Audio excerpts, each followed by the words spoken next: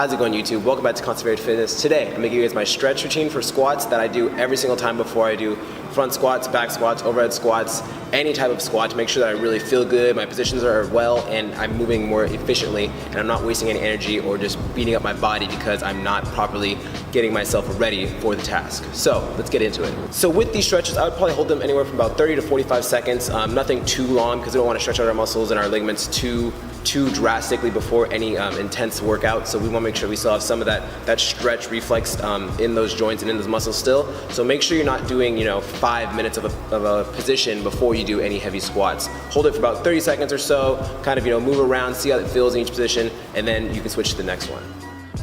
Alright, so starting from the bottom, we're going to start with low dragging. All this is, you're going to hop into a lunge, but rather than having your foot really far out, you're going to bring it in a little bit so your knee's tracking over your toe. You're going to drive your hips down and forward and put pressure on that knee and try to drive that knee down past your toe. This is really going to help stretch out your ankles, your ankle joint, and also your calf as well to make sure that everything down there is really good. That is the base of your squat. If your ankles do not feel good, it doesn't matter how flexible or how amazing your quads and hamstring feel, your hips feel that day, you already have a bad base. So make sure you spend a lot of time in that position, really just pushing it down. Make sure you move your knees side to side, push your hips down and back, really get a lot of range of motion in this position to make sure that you feel good in your ankles.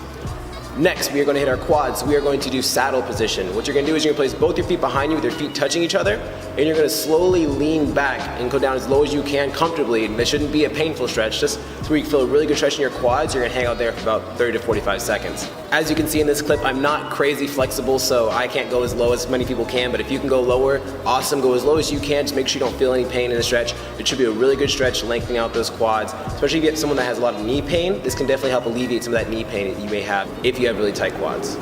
Next, we're going to do a hamstring stretch. So for this one, all you need to do is simply take a little step in front of the other one. You're going to reach for your toes, but the goal with this one is to not let your back round. You don't want to just fold over and touch the floor and I'm getting a hamstring stretch. The goal with this one is to keep your back flat. This is going to help pull on your hamstring a little more, make sure it help you get a really good stretch.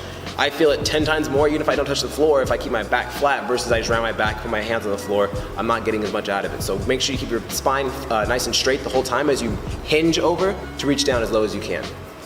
Alright, and the next stretch we're going to do is frog stretch. This is my favorite hip stretch out of all the ones I've ever done or ever been introduced to.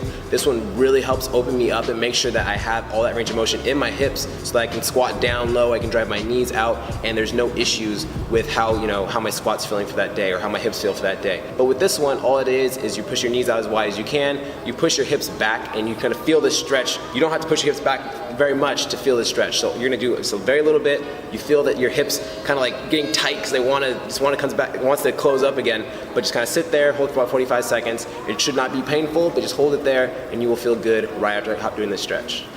Once I finish all these stretches, I like to grab an empty bar and do a high rep set of just some empty barbell squats. I like to, do some really slow reps, seeing how everything feels, kind of sit in the bottom for a little bit, kind of, go back and forth, side to side, see if I need to stretch anything else for the day that might need a little more attention. Just really make sure that I'm feeling good and reassess if I need to go back and fix anything. Otherwise, I do this as my warm up, and then I'll start loading up weight gradually, and then hitting the sets and reps that I need to do for the day.